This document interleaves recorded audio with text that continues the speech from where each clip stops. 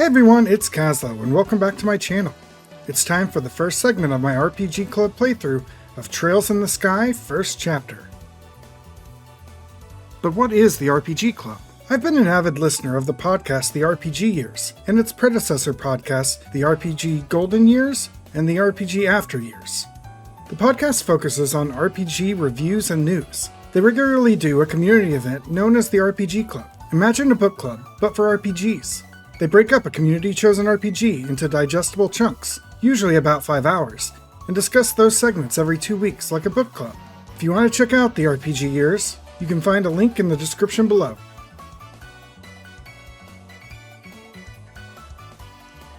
Trails in the Sky was a pretty traditional turn-based JRPG, but the remake has added some action RPG battling into the game in a very Ys-light way. In turn-based battles, you're free to move around the battlefield a certain distance, allowing you to take advantage of flank and rear bonuses easily. Encounters in the game are not random. Instead, you see enemies on the field and choose whether to engage them. You'll only be forced into a battle if they catch you off guard. Otherwise, you're free to run right past them if you want to. Skills, called crafts, are learned by leveling up, whereas magic, called arts, is equipped through the ordnance system, which is very similar to Final Fantasy VII's materia system, including granting stat upgrades to your characters.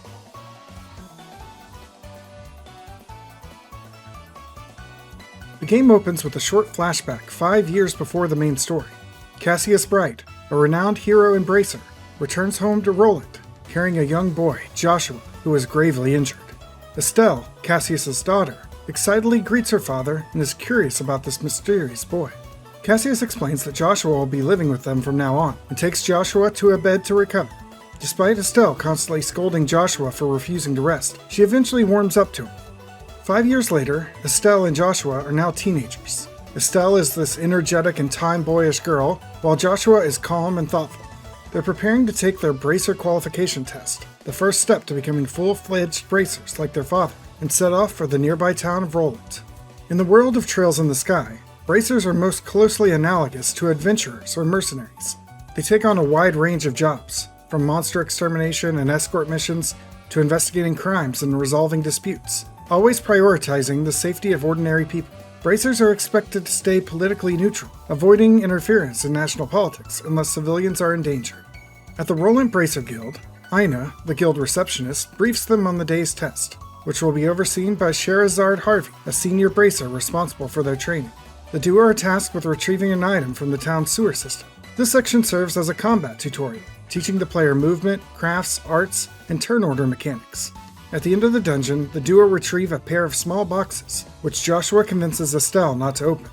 After reporting completion of the task to Ina, the duo meets with Shara, who opens the 2 boxes to reveal junior bracer emblems, making them probationary bracers. The duo begin to leave town to return home and inform Cassius of their success, before Ina rushes to them about a pair of missing boys who snuck off to the nearby Jade Tower. Rushing to the tower, Joshua and Estelle rescue the children from monsters, before they're ambushed by a much stronger monster.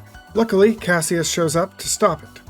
That evening, Estelle, Joshua, and Cassius share a family dinner, where Cassius announces he'll soon be leaving on a trip for guild business. Estelle expresses frustration with her father leaving, but also pride, eager to prove she can handle things at the guild in his stead while he's away. The next day, Cassius leaves Roland aboard the airship Lindy, where Estelle and Joshua see him off at the landing port. The duo then head to the Bracer Guild to take up 3 tasks that had been assigned to Cassius. The first task takes the duo to their friend Tio Perzel's family farm that is having a monster problem. The monsters are small cat-like creatures that eat vegetables at the farm during the night. After relaxing dinner with Tio's family, the duo sets off that night to deal with the monsters. After sneaking up and catching one of the monsters, its leader and several other monsters ambush the duo. After defeating them, Estelle convinces Joshua and the Perzels to let the monsters go, as she believes they've learned their lesson. Returning to town, the duo receives their second assignment from the town's mayor. They are to retrieve a special septium crystal from the Malga mine outside town. After retrieving the crystal from the mine foreman deep in the mine, a cave-in occurs, releasing monsters into the mine. After rescuing various miners from the monsters, the duo return to the mayor and deliver the crystal, where they meet Josette, a noble student from the Genis Academy, who is currently meeting with the mayor. Josette and Estelle seem to hit it off immediately, and the duo escort her to her hotel on the way back to the Bracer Guild. The next task for Joshua and Estelle is to escort a reporter from the Liberal News and his photographer to Jade Tower. After meeting this early reporter Niall at the local pub, The duo heads to the ordnance store to retrieve the photographer, Dorothy, and then set off to Jade Tower. Climbing to the top of Jade Tower, the group discovers a strange man hiding at its summit. This turns out to be Professor Alba, who introduces himself politely, explaining that he's in the area conducting research on the ancient ruins. It turns out Jade Tower is one of 4 similar towers around Liberl, and they all predate Liberl's founding, and may be related to one of the Septarium, several powerful treasures left to the world by the goddess Adios. Joshua and Estelle escort Niall, Dorothy, and Alba back to Roland before they discover an emergency at the mayor's house. It turns out that someone has stolen the crystal from the Malga mine, and after some investigation by Estelle, Joshua, and Shara, it's surmised that Josette likely had a hand in the thievery. However, the only clue to Josette's location is a single tree leaf that was left in the mayor's house. The group recognizes that the leaf comes from a tree located in Mistwald, south of town. As the trio set off out of town, they run into Niall and Dorothy, who are setting off on foot to the nearby town of Bose, since the airship hasn't arrived yet. Arriving in Mistwald, the group discovers Josette and her group of thieves. Josette is part of the Capula family, a noble family that have turned to piracy. After defeating her and her goons, a small airship arrives to scoop Josette up, but not before the Septium crystal is recovered. The group returns the crystal to the mayor and return to the guild branch, where Estelle and Joshua receive their letter of recommendation from the Roland branch. In order to become full-fledged bracers, they must receive recommendations from all 5 branches in the Liberal Kingdom. The group then makes preparations to celebrate the day's accomplishments at the nearby pub. However, an emergency call comes through that the Linde airship has disappeared, and Cassius Sprite along with it. And that's it for this segment of Trails in the Sky first chapter.